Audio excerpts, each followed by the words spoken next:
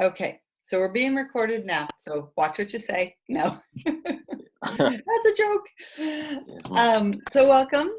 So we are in week 5, which I know is a little exciting because Megan and I were just talking about the break coming up. So that you all have earned that. But here's kind of the agenda. We're going to talk about holes, and if it's just you two, you'll share. Well, here comes Marie. Hi, Marie. She's on, but I don't know if we can hear. We can see her. Okay.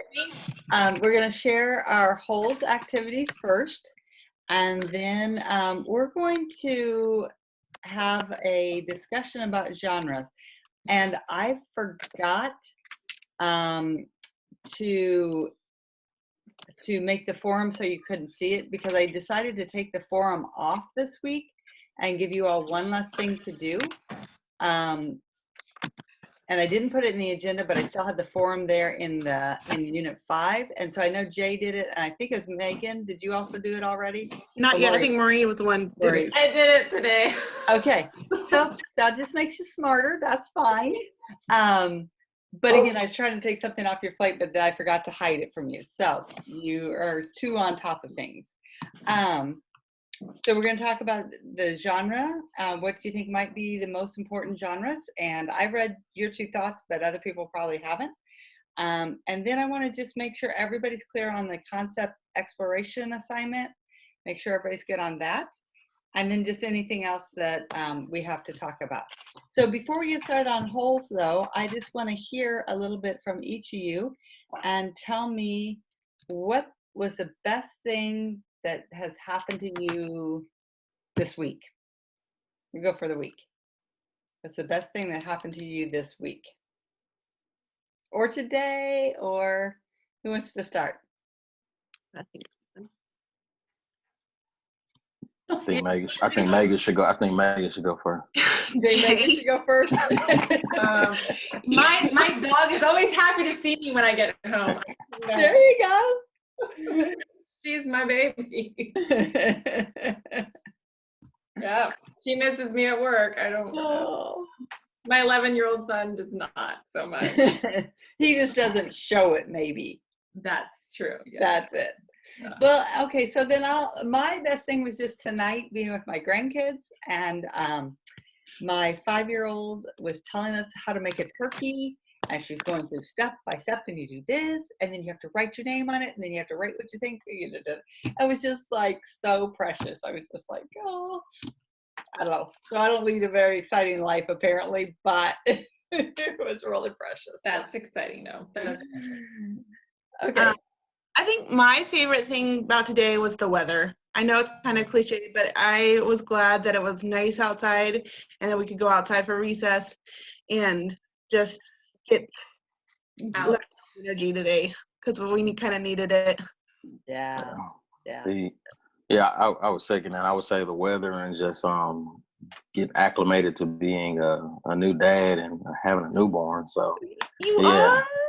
Mm-hmm. Oh, yeah, my daughter. Man, thank you. Yeah, my daughter was born last Saturday at 3:30 in the morning. Yeah. Oh, wow. Yeah. Oh, you guys didn't know that. Exciting. Oh. Thank you. So yeah, it's crazy. You getting any sleep? No. None. Okay. So listen to this. While I was waiting for it to be 8 o'clock, I was looking at Facebook, and there's this thing from Good Morning America, and it's actually an MNU grad. That's a nurse, and she's like the baby whisperer. And Kara something, but she's on Instagram, and she like teaches you baby cues on when they're tired and how to get them to sleep, and it was amazing. So you need to watch her. I think I saw some of that too. Like they said to pay attention to the baby's hands. Like if it's open, it means one thing. Like, but if their fist is closed, it's supposed to mean something else. Or I don't know. I didn't watch it because I don't have any babies. I was like, that would have been useful. Yeah, and if the baby looks off, then it's really tired, and yeah. So the baby whisperer. I bet if you just put that in, you could see it. But yeah. All right, baby whisper. Okay. Okay. Well, let's go ahead and get started. So one of the things I wanted you all to do was do a reader response for wholes, a way to connect kids with text, make it more meaningful and make comprehension a little higher and that sort of thing. So I wanted you to share what you decided to do. So I got to read them, but you haven't read each other. So just in a couple minutes, can you share with us what your thoughts were about how to do that? Who wants to go first? I'll go first. Okay, Megan. So my lesson was for fourth graders, and I had 3 different standards. I had listening and speaking. It was kind of a collaborative standard. And then the second one was a demonstrate understanding of figurative language, word relationship, nuances to word meanings. And my lesson was for after the book was done, but you could definitely do it before, or I mean, I'm sorry, during. And my lesson was about similes and metaphors. And if I were teaching this class, I would like go over the definition of a simile and the definition of a metaphor and why authors put those figurative speeches in text or language. So the reason why authors have similes and metaphors is to paint a picture with words and give more power and emphasis to the words or phrases. So what I was going to do, because I like listening to books, I was going to play an audio clip of the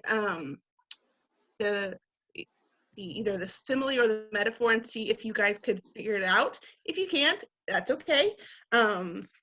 It was on page 6. It was right in the beginning of the book. So if you can listen. We promised to write. I don't know, can you? Week. We looked out the window, although there wasn't much to see. Mostly fields of hay and cotton. It was on a long bus ride to nowhere.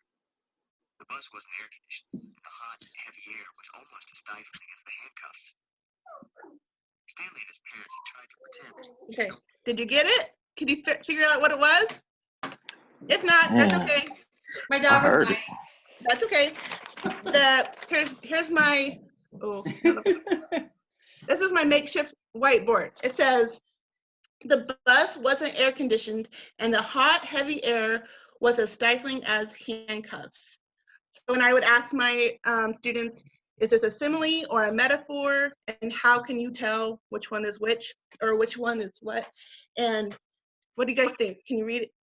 The air? Yeah. Is it backwards? No, No, it's fine. that's good. No, it's Okay. good. So it's a simile, and it is a simile because it compares the hot, heavy air to handcuffs. And we know that because of the word as, because similes use like and as to compare two things. And then I would say, how does this sentence make you feel? And I would look for answers like, this simile shows how horrible Stanley's situation is and his lack of freedom, and the sentence makes us feel claustrophobic because of the word stifling, and stifling kind of makes you feel like you can't breathe, or it's stifling. I don't know. So I have 3 other similes, but I would differentiate this for my higher groups by doing making metaphors out of these similes. And for my lower group, I would just have more of an explicit continuation lesson. And I had that I was gonna have them like underline the nouns to see if they could pick out the nouns, but I don't know if that would be a great differentiation now that I got my grade back. So yeah, that was mine. I can give you the others if you have time, but that's okay. Oh, that's great. The other one was, here, I'll show you. I won't have you listen to it. But the other one was Mira's head is as empty as a flower pot. And this too is a simile. And this one is comparing Mira's head to an empty flower pot. And this one is kind of giving you you're describing Mira. So she's pretty like a flower, but she's empty, the kind of a characteristic trait. Describing Mira. So anyway, that was mine. All right. So thank you. Any comments or questions, suggestions for Megan? Yeah, it's great. I love similes and metaphors, and that's able, like, based on Rosenblatt's theory, like, I guess the individual has to create like a meaning through that. So kind of that transaction there between the words and figuring out and comparing all that stuff. Yeah. And to kind of take it a step further, just thinking about the hot, heavy air, you know, that one, when's the time that you felt that stifling air? And so make it a personal experience, and they may be able to tell you, well, when I rode on an air-conditioned bus, or even when I went to my grandma's house and she didn't have air conditioning, or, you know, then they can personalize, and that's how Stanley felt. So really making that personal connection. That's good. Yeah. Like I want to like use your lesson and tie it into mine. Actually, I was like, that's one thing I could do, like making mine, I guess, a little better, tying into that, because in mine, sorry, I guess it's my turn. Marie, yep, your turn. Go ahead, Marie. It was just the standard I followed was a 4th grade standard. Describe in depth the character, setting, or event in a story or drama, drawing on specific details in the text. So I had just kind of had just like a little, I don't know, I'm not good at this. Like, could you see just a little kind of like that? And just starting off, describe these characters in depth using 3 key details from the text. Think about the personalities, character traits, and anything else you feel is important about them. So I kind of had them like compare Stanley, Zero, and then draw upon themselves. How are you like either, you know, both these characters? But using similes and metaphors could have been like using this metaphor. How can you kind of relate that all together? So it's like that.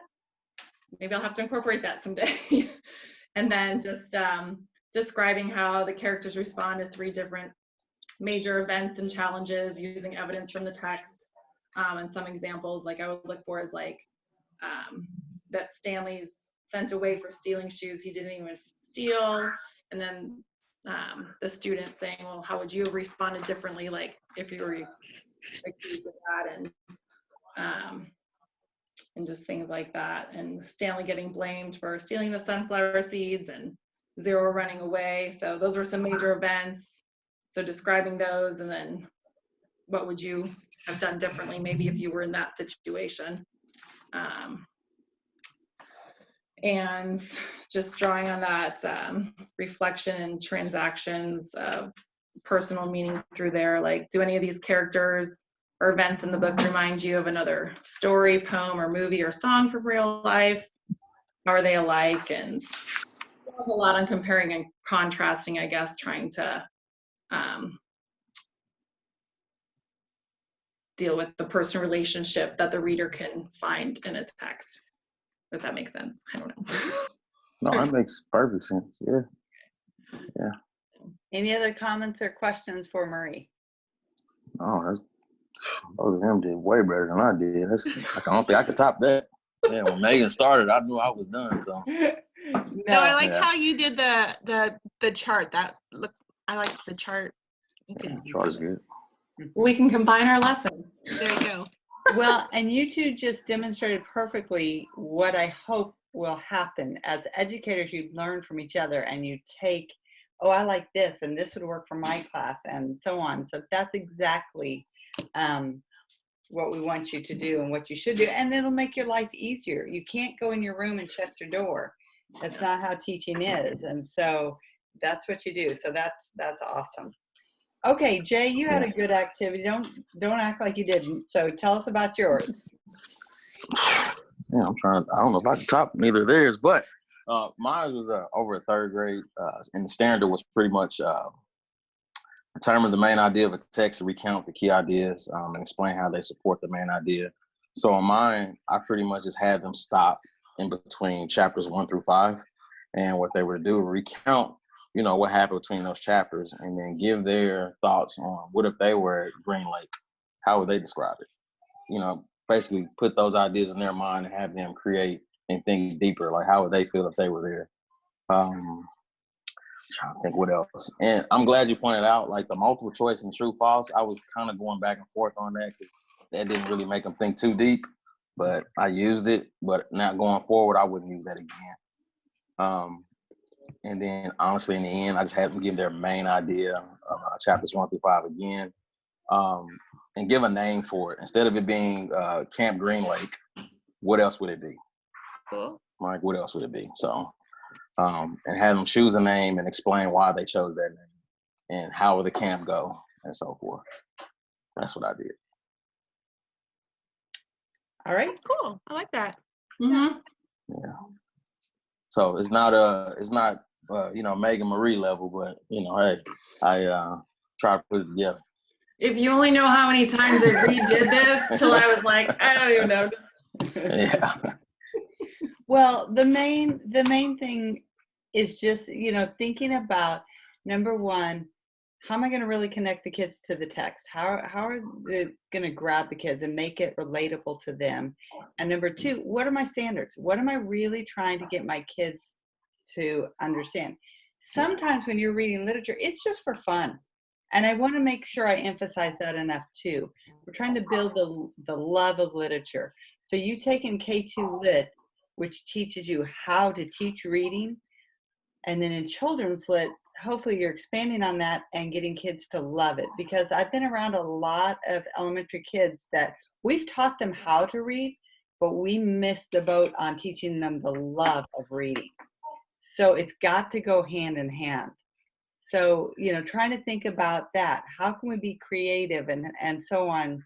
And sometimes it's just reading to them and having fun and letting them see you cry and laugh and just loving it. And you've done that when they're like, no, we don't want to go to recess. Please read some more. That sort of thing. So, and then enhancing it with stopping and talking to your partner and so on. Because you don't know what's going to hook one kid. You just never know. And after you've been teaching for a while, when you have kids come back and they're like, oh, remember when you did? And you're like, no, I don't really remember that. But it makes, for that kid, it makes it so meaningful. So, so again, thank you. And they all will do that, connecting kids with the text. And so that's what we want to do. So keeping that in mind. So, all right, let's go on. Marie and Jay, if it's okay with you, we won't do the forum this week, so you don't have to do another post. I was trying to do it early. I know. I was like, I'm going to be on top of things this week.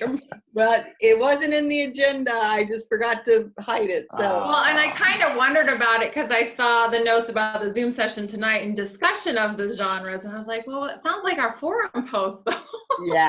Yeah, and because I've always had people do it, but I thought, no, let me just give you guys a break and so on. So what do you think? What is the most important genre and or the one that's going to be used the most in elementary school? And you two had two different ideas, so it's very interesting.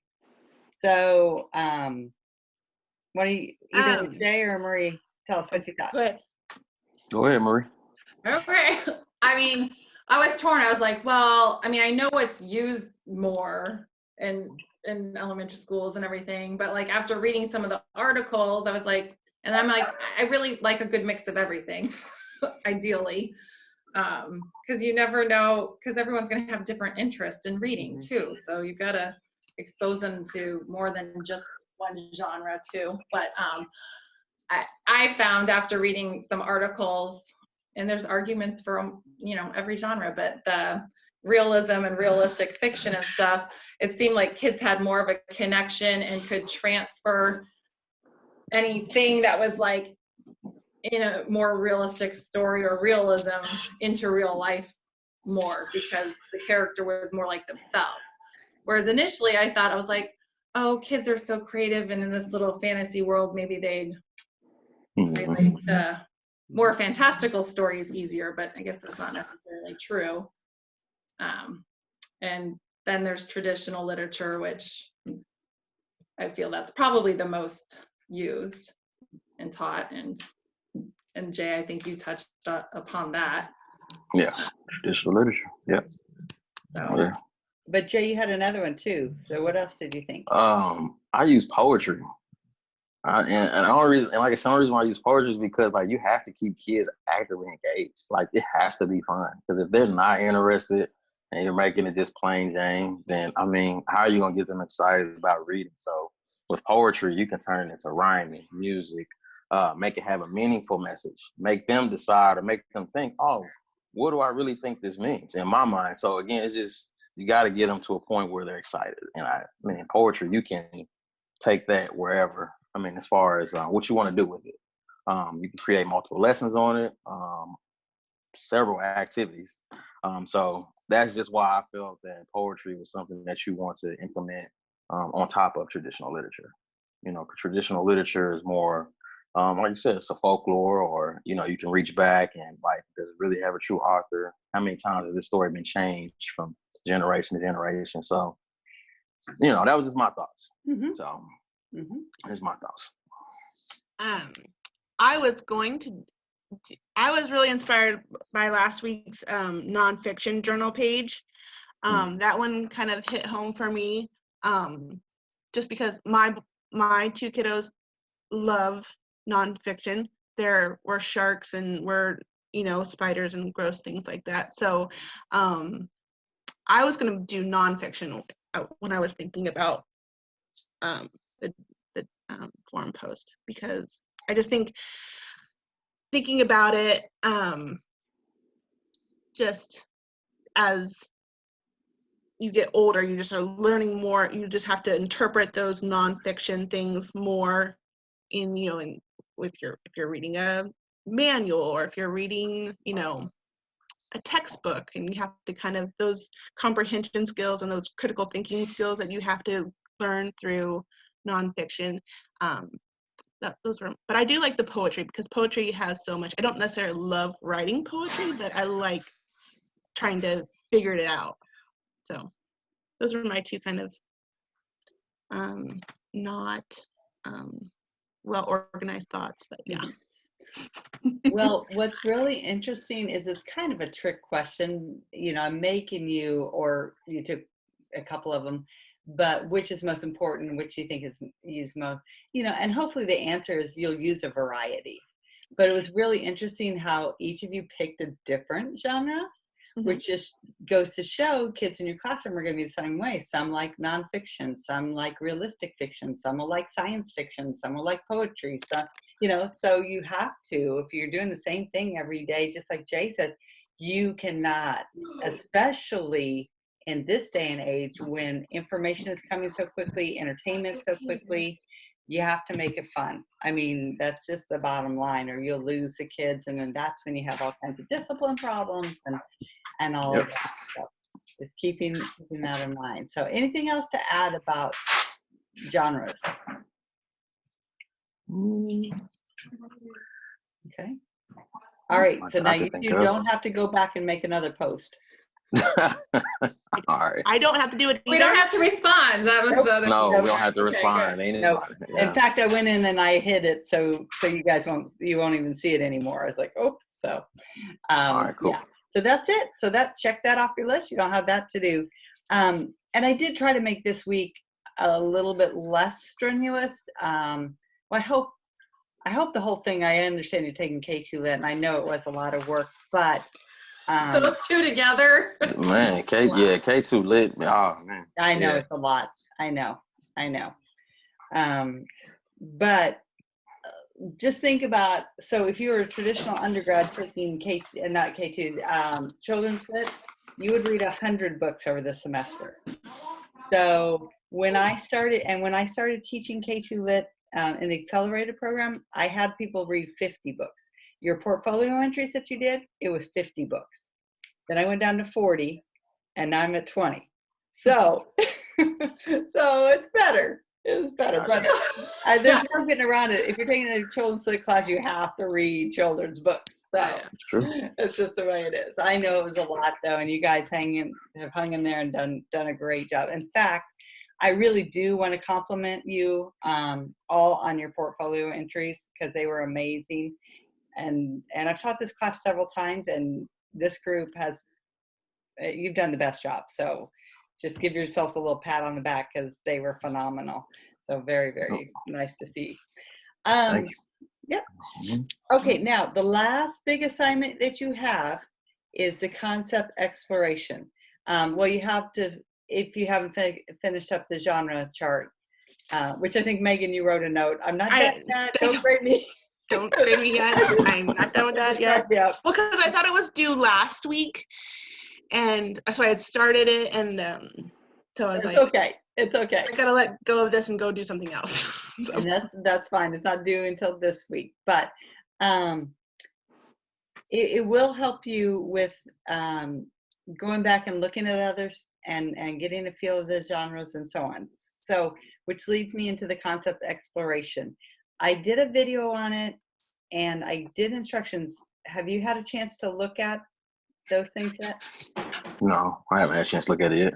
Okay, let me go over it with you then really quick, because the first time you see it, you're like, oh my gosh, this is so much, but it's not as much as you think. I don't think it will be. And I think you might be able to use parts of your thematic unit that you did for K2 Lit. You might just be able to incorporate it in that.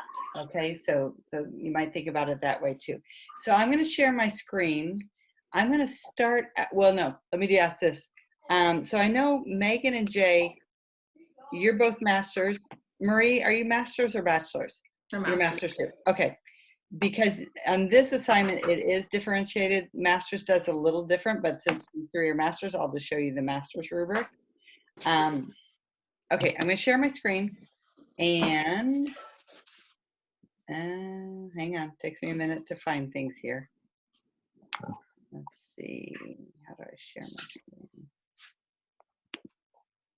Oh, sure, there we go.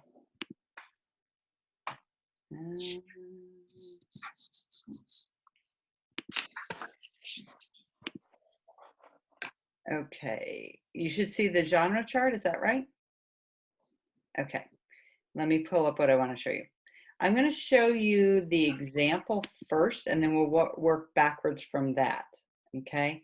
So basically what you're going to do is you're going to come up with a thematic unit, and you're going to show how you use literature and art activities to help the kids understand whatever standard that you're trying to teach. So here's the example that I just picked, 3rd grade, and the concept is the living earth. I used a life science standard, and you can see that there, make a claim about the merit of a solution to a problem, blah, blah, blah. Okay, and then there's 5 different things that you need to do. You need to have an opening activity, and then I'll go through. You need to do an individual activity, a small group activity, a whole class activity, and then a culminating activity. Okay, so there's 5 different activities that you're going to do. And within those, you're going to use some kind of text and some kind of art. Now, don't think it's just visual art. It could be music, it could be dance, it could be theater, so any kind of art, okay? So for example, the opening activity that I have is you're gonna read this, it's a poem, Our Big Home, and you're gonna read that poem, you're gonna talk about it, you're gonna break them into groups, and then you're gonna talk about music and how can music express our feelings and so on. And then they're gonna write their own rap song about helping the environment. So that's an example. And then you can see the same, and this is all in Moodle. You're gonna do the individual activity and so on. So it's not a full-blown lesson plan. It's just this, what you see, that's enough. Just so I know. So like just these pages, that's it? Like I printed that off, so just like 3 pages like that is all we, okay. Yeah, that's the whole assignment, okay? So again, hopefully your stress will go down a little bit. It's not a full-blown lesson plan for each one. It's just this. Okay, so now let me bring up the rubric. I think there's yours for grad. Okay, so on it, you're just going to make sure, you're going to make sure you use at least 5 texts. You're going to make sure you use at least 2 different genres. Okay, so maybe poetry, maybe nonfiction, or whatever it is. And you're going to have either math, social studies, or a science standard. So you pick whichever standard, but it's some kind of content standard. Okay. Say that, so it has to be, say that again, sorry. A math, social studies, or a science standard. Okay. Okay. And if you have a reading standard, that's fine too. But what I'm trying to get you to see is you can use literature and art to meet other standards. Okay. Okay. You So don't have to that's do all 5, just one. one standard. Okay, Yep, Got it. one standard. Just pick a standard. cool. And then find your text that go with it. Okay, that will help. So, and then you're going to have your concept, you're going to have their standard, the grade level. Okay, have that. And then you're going to have art and a text activity interconnected because you're masters. But bachelors, they're just doing the text part, but you're doing the art and it. Again, back to kind of the reader response, the personal meaning to themselves and to the concept, promoting higher order thinking, active engagement. So if you say, okay, we're going to read a book and then I'm going to give them a worksheet to answer questions, is that really, it's not really exciting. It's not really active engagement. It's not really higher order thinking. So I'm really thinking, how can you truly get your kids thinking and actively engaged? And then now I need to ask you this question. Have you all talked about universal design yet? I think so. Yeah, And you're- read about it. Yeah. Okay. I don't remember. I feel like we I have. don't know. I don't know. Okay. Universal design is just a way to make the content approachable to everybody. It's like that you're in your, this is just an easy example. If you have a website or whatever, you're not going to use colors because blind people can't see the colors. You're going to have a description of the picture so a blind person can read it and know what that picture is. You're going to make sure that all your kids in the classroom are able to participate. It's like if you have steps up to your room, you're going to have a ramp so the kid in the wheelchair can get in the room. So you can make, okay.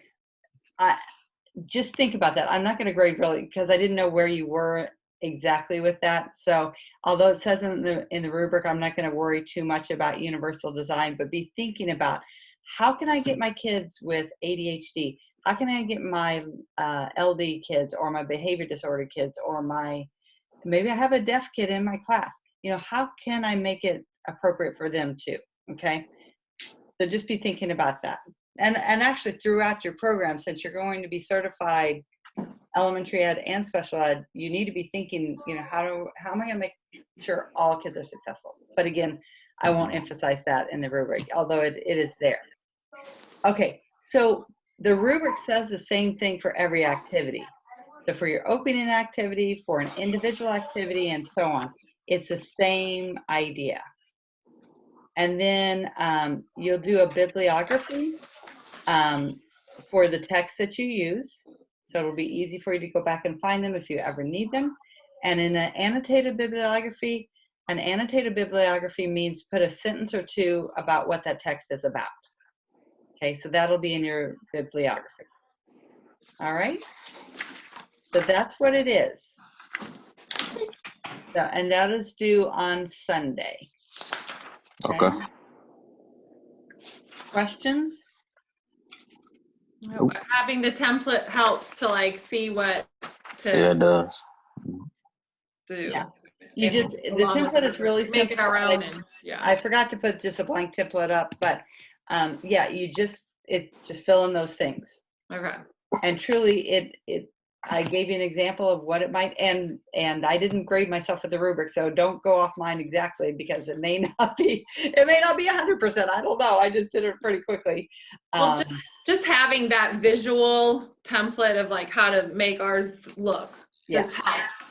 And then Yep. following along the rubric and Yeah. putting our, so thanks for that. That's good. Thank And you. if you're in a classroom right now, and I know Megan is. Marie, are you in a classroom? Are you a para? Or are you? I'm a lunch aide and a secretary, so. Okay. Okay. But maybe you're in the school, and I know Jay, I know you coach. Yeah, I'm in school. You're in school? Okay. Mm. See what unit that's coming up, and maybe you could say, hey, I got to do this unit, and oh, you're studying American Revolution. Hey, let me do American Revolution, and maybe they could use some of your ideas. So something to think about. Okay. Yeah. Yeah. Okay. So everybody good? Should be pretty simple to follow. Okay. And if you do have any questions, email me, whatever, and I'll be glad to walk through things. That's what I'm here for. Okay. I don't know who just walked in my house. Oh. All right. Well, we better wrap it up then so you can see who. I think we have a gas, looks like a gas guy going out to the backyard. I'm like, okay, so I'm gonna go see what's going on. Yeah, that might be a good thing. All right. Well, let's wrap it up then. Anything else that we need to talk about? Nope, not that I can think of. Okay. Okay. All right. Well, love seeing you face to face. And so take care. I'd love to keep tabs on you. Let me know how the rest of your program's going, or if you do have questions. I don't know how much you know about me, but my background is ESOL. So specifically, well, elementary ed, and anyway, but so if you have questions about how to reach kids who don't speak English as their first language, I can maybe help you with that. So shoot me an email or whatnot on that if you ever have that issue. And that's a good issue to have. That's a good thing. So, okay, keep in touch. I'll stay on until everybody's off in case you do think of a last minute question. All right? Okay, Have will a do. good night. Thank you for being on. All right, I let's- want to see that baby. Huh? I want to see that baby. Hold on. Sorry. You got to. Hold on. Is she sleeping? Yeah, don't Nah, wake she her. up. Don't She do awake. that. Okay. She'll wait. And what's her name? London. Oh, London? I love that. Oh my Can you goodness. see her? Oh, yeah. Oh my goodness. Oh, she's sweet. Oh my goodness. She's adorable. Well, Yeah, congratulations. thank you. Thank you. I appreciate it. I appreciate Yeah. that. Thank you. Yeah, You should be a proud papa. I am. that's See, awesome. I'm just trying to get some sleep one of these days. Yeah. Yeah, yeah. I Okay, tell you, wait. go listen to that baby whisperer. Baby whisper. Yes. And you The said Kara they're an something, MNU grad? Kara something. So And they're an MNU grad? yeah, she was an MNU nursing grad, like 96 or 90 or something like that. So Oh, that's how I awesome. saw it on my Facebook. MNU posted something. So I don't know if you're friends with MNU on Facebook, but Yeah, I am. so you should see it. I think Roger Alexander posted it. Okay, I have to check it out. Okay, cool. Yeah. I appreciate that. Yeah. All right. All right. Take care. Have a good night. You All right, too. y'all too. All right, Bye-bye. later. Bye. All right, bye-bye.